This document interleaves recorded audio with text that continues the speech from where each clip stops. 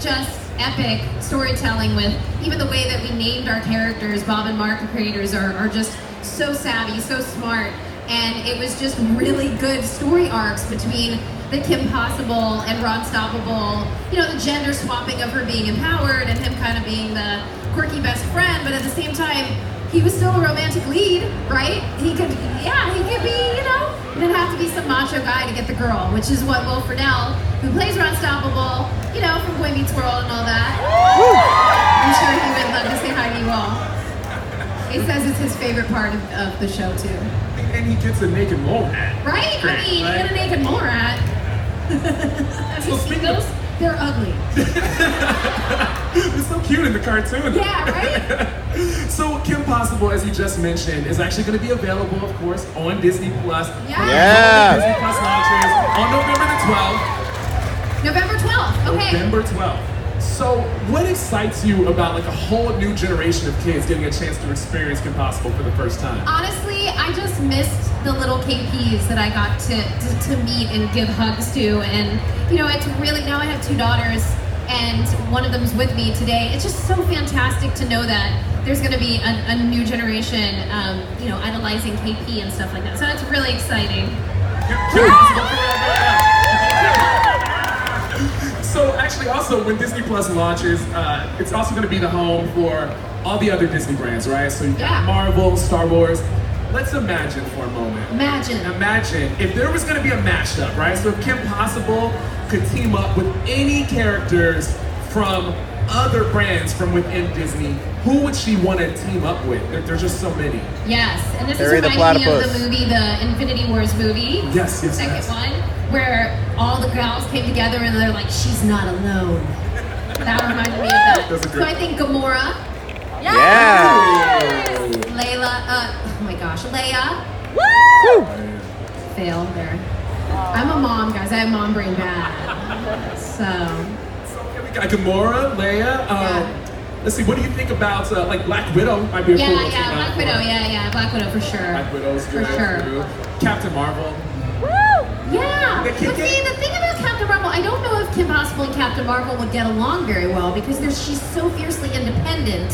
I feel like, you know, that's what I like about Black Widow is that she's really great with collaborating with the crew, right? Like she's really like a leader in that way. And I think KP's like that too, where she's like take charge, but she also works well with others.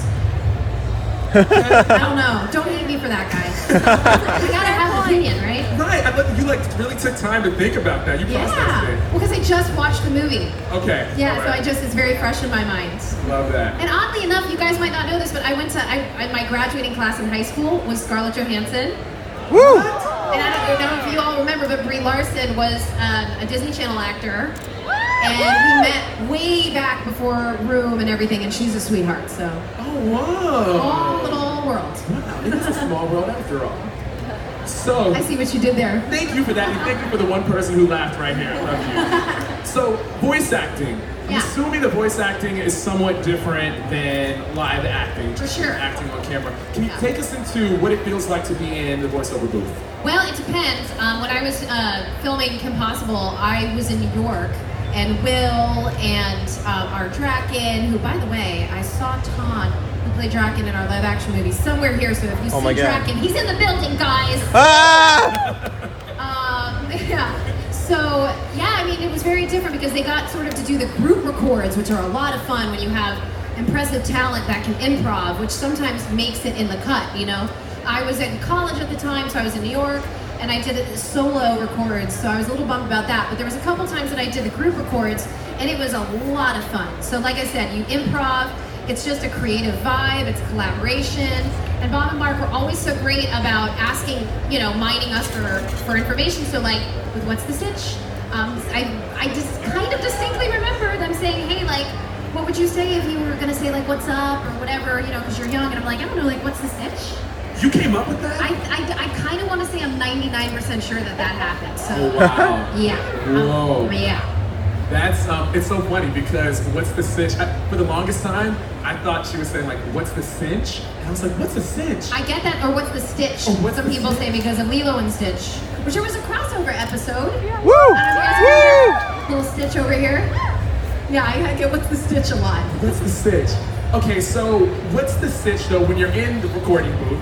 Like, what are you doing with your body? Like, okay, so like if you have an ADR session, right, which is audio dialogue replacement, I believe it's called, right? Need more coffee? Yeah, when you're like that, you have to do these, like, they're called impact hits or grunts and oofs and stuff like that. So it can feel kind of strange. You kind of feel silly while you're doing it. But the more committed you are to those sounds, the better it looks when your character is getting hit or falling or rappelling off, you know, like what Kim would used to do, because she was very acrobatic, as you can see with her cute cheerleading outfit. Well, in order to get those sounds, though, the oofs and the whatnot, have you ever received any sort of weird directions? Yes, definitely. Lisa Schaefer, who is also Bob, Mark, and Lisa are like the dream team that worked with me as well on Big Hero 6, because I play a voice in that as well. Big Hero 6, let's go. There's such a great cast, by the way. I got to meet them all in person today. It was a lot of fun. But yeah, she would say, you know, just like you're getting socked in the stomach. Like, I'm like, I've never been socked in the stomach. Like, how do I imitate that? So you have to really kind of collapse your body and kind of like contort it and do things. Or sometimes when they're like, smile more.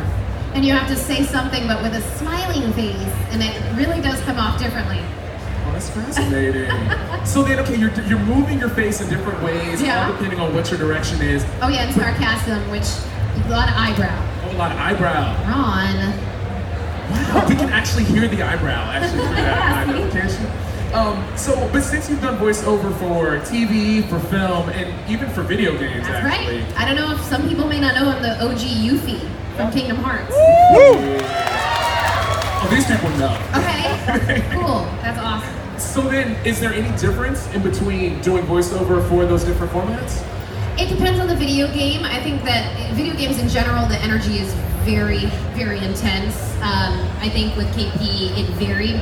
We were almost more like, we had sort of an anime feel to the way that we were drawn and everything. I mean, I think that's what made it so alluring to watch that show, and the way it was action-packed. It had that really fun vibe. Granted, it's not anime, but it had this Art Deco feel. I remember them talking about it when they were designing it and seeing all of this, the animatics or the drawings and everything. I still have one that the guys gave me, and I hung it up in my house. So it's just a beautifully drawn thing, which I think also informed everything about it. It sort of informed the movements, informed the music, and everything about it just made it that much more captivating. Yeah, and in fact, I mean, the character was so captivating that like 10 years after the initial run, we ended up getting the live action. Did anybody see the live action Kim Possible film? Yeah, I am in it, guys. You're in it, playing Pop Blue. Yeah. So what was that like, getting a chance to first still be a part of the Kim Possible universe, but then also being able to see someone be the physical version? Yes, the actress Sadie Stanley, adorable, awesome. I know she's doing something right now for Netflix or something, and she's just got a great spirit, because she's the age of KP, right? So like, she has that spirit that I remember I had when I was first recording KP. I don't have as much spirit anymore. I'm a little bit older, but yeah, I mean, it was a blast. I got to go up to Canada and, you know, work with Disney Channel again, and I really love Sean. He played Ron Stoppable, Sean Giambroni, who's also on ABC's the Goldbergs. The Goldbergs, right? Yes. Yeah? She knows. We got that for fans. Wait, did I say something funny? You have the best laugh. I love your laugh. It really is the best laugh. She's like, Christy's talking to me right now. She lost it. I love you. And your laugh. I needed that. So yeah, anyway, it was a lot of fun, you know, and seeing like this exact moment when they're on the dam. And that was when I came in, they were doing this big sequence of the dam exploding and everything, and that was one of the first, you know, episodes that we shot. I remember even the snowboarding stuff, all of that stuff coming to life. Draken's henchmen, I remember seeing Draken's henchmen and being like, I should be on guard for these people right now. A little weird.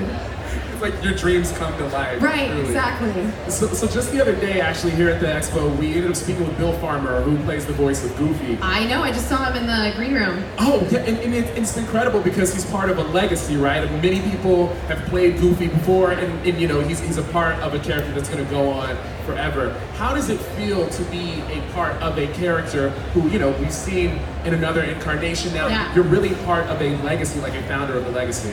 You know, KP is KP. She is, she's the symbol of empowerment and kindness and being a really great citizen, a model citizen. It doesn't matter necessarily in terms of what incarnation is who's playing that, because I think the guys that directed it did a really, they were big fans of the show. So they tried what they could to do exactly what they envisioned. And the colors, some of the sets that they had in the live action look exactly like Middleton High looks exactly like Middleton High, and Kim's house and her room and everything. It looks very, like you'd have to be a fanboy in order to get that.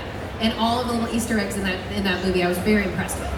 So they did their research for sure. Wow. Yeah. So to be a part of a legacy is flattering, because you know, when I was recording KP, I didn't realize. I knew that it would be big because it was Walt Disney Studios, and obviously it was beautiful, and I fell in love with her and everything she was talking about and representing. And then, of course, I don't know if I really realized that Ron, played by Will Friedle, would be as amazing of a character as he is. But I mean, their dynamic is what really made the show, go. Kind of like with me and Shia on Even Stevens. You know, Shia LaBeouf, that guy, zany little brother. Still zany. Our dynamic too was also very, it was very real actually, off camera too. We were very much like oil and water at times, but it always was love. You know, like even now, like if somebody bumps into him, he's like, oh hey sis, you know, like when he's at me. So there's love there for sure, and yeah, good memories. Oh man, it's so funny. I could just sit here and listen to you talk about the filming days. I'm like, oh man. Nostalgia, we're throwing it back. It's a throwback time. So actually, right before we jump over to Even Stevens, I want to ask you one more question about Kim Possible, because you mentioned this before. Okay. When you played Kim Possible, you were actually the same age as Kim Possible. Correct. So how do you think that the show creators used that in order to help you become the character? Well, yeah, I mean, like besides that, what's the Sitch thing? That was the little nugget. And then I'm trying to think what else. I think overall, Bob and Mark wanted to play towards the strengths of making Kim a dynamic character. So she was a real teenager, right? She's your basic average girl. And so when they wrote with, you know, what's his name? Was it Josh Mankey? It was Josh Mankey, right? The one that she was in love with? Yes. And so like whenever she would have a crush on somebody, they knew that I was little boy crazy at the time, because I was a teenager. And you know, I think they just kind of were like, yeah, like let's ask Christy a question here or there, and sometimes it would make it in.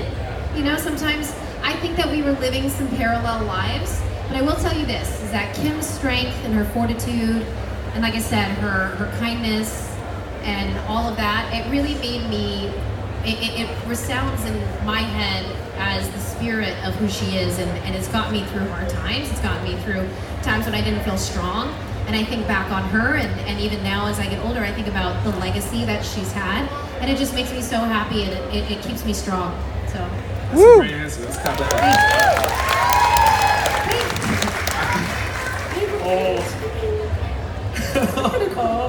We can get you some tissues afterwards.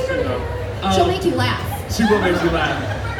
Okay, that makes sense. And it's funny because I just want to say, when you said, because she's just your basic average girl, I saw some people over here starting to mouth the rest of the theme song. Like, and you can't stop me because I'm possible. Doesn't matter. Danger or trouble, on the double. You know that you always can call Kim Possible. What's the Sitch? Woo! Oh my gosh, love it. That just happened here, right? This is real life, D23 Expo. I was there. So now, let's move on over to Even Stevens. Right? Yeah. Okay? So, what do you think that Ren Stevens would be up to today? She would be running it. She would be running it. She would be running it all, okay? I think there needs to be a reboot.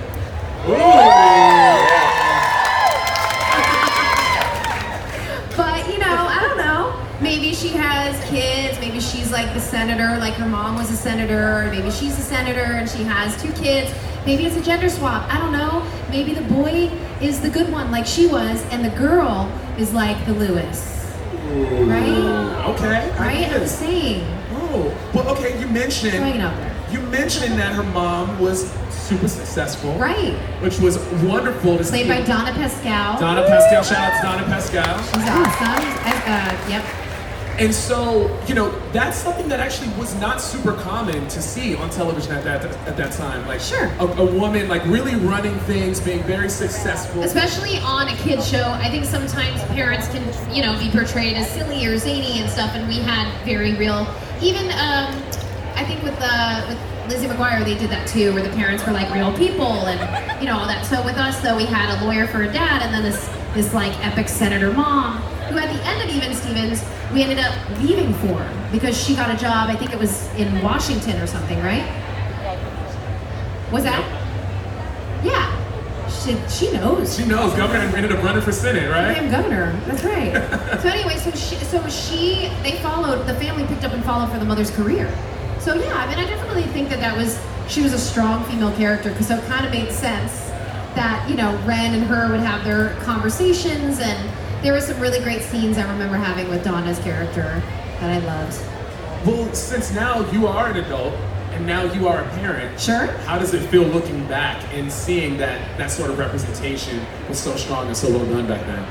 You know, I've been very blessed by Disney, the Disney gods, to play some really strong female characters. You know, ones that have very few flaws. Although I'm sure we could pick them apart, but I felt really, really wonderful about playing them. When I played them, I didn't feel like yucky. You know, sometimes as an actor you can play things and you're like, ugh, I didn't like it. But I will say, with Cadet Kelly, which also should have a reboot. I love you're campaigning for them all today. You know what I came for. I came to play. Me on that main stage. I'm just kidding. I'm not. So yeah, you know, Cadet Kelly was a struggle for me because I was young at the time and I wanted everyone to like me. And this character I had to play, this like villain, this cadet, you know, Jennifer Stone. And I was like, how do I make her likable? How do I make her likable? And at the end of it, through the filming process, I was able to make her somewhat human and flawed. And I think that's what was so great, even about Ren Stevens, is that even though she was perfection on the surface or whatever, I had my braces when we were filming that show. I was 16 the day that we started filming. It was my 16th birthday. So I really did grow up a bit on that show. And so I wasn't perfect. I wasn't perfect in life. I wasn't perfect as Ren. She obviously had her insecurities and stuff, and so I think that's what made her so relatable to those watching. You brought your own vulnerability to the role. I tried. Yeah, I tried. So now that you've got a toddler, shout out to the toddler. A toddler and a 6-month-old. And a 6-month-old. Yeah, I told you. Thank you. Have you had a chance to watch any of your stuff with them? We're starting to watch Kim Possible. Oh. Yeah, with my little girl. Yeah, it's super weird. It's super cool. Cool. And how are they reacting to it? She really likes. I think she's confused. I think she's watching and she knows my voice really well, so she's kind of like, I don't know, but I think she likes the action, but it's still, it holds up, guys. It holds up. I try to watch these shows again, and I think Kim Possible as an animated show still really holds up, even with watching it when you guys start to watch it on Disney Plus, and also too, even Stevens holds up with its comedy. It's super funny. It's just as good as you guys remember it, because the jokes and, like I said, the storytelling is on point, but the jokes and everything, it's still like it's just like you remember when you grew up with it. It was nostalgia. So like watching it's gonna make you feel good again. Feel good. Right? That's good. All the good feelings. The good feelings. So, if you don't mind, I'd like to play a little game because I think that we'd all sort of enjoy this. Oh, I love games. If you're up for it. So, kind of want to do a little Disney riff-off, right? So, if we think about Kim Possible, we think about Even Stevens, we think about like these beautiful things that you've done. I'm going to list a few different characters, and I want you to imagine that these characters are like fairy godmothers for your children. Yeah, cool. And I want you to tell me what's the gift that you would want for these fairy godmothers to bestow upon your kids. Gifts that these characters have that you would love to see within your kids. So first off, Kim Possible. What would Kim Possible bestow to your children? Leadership. Woo. Leadership. I like that. Now, what about Belle? Because you did an awesome job in Beauty and the Beast on Broadway. Thank you. Literacy. Literacy is good. She's the only literate Disney princess that we know about, right? She reads. She's a big reader. Big reader. She's a big reader. She's a big reader. What about Cadet Captain Jennifer Stone from Cadet Kelly? Yeah. Discipline. Discipline. I want my girls to be disciplined. What about Ren Stevens? Yeah.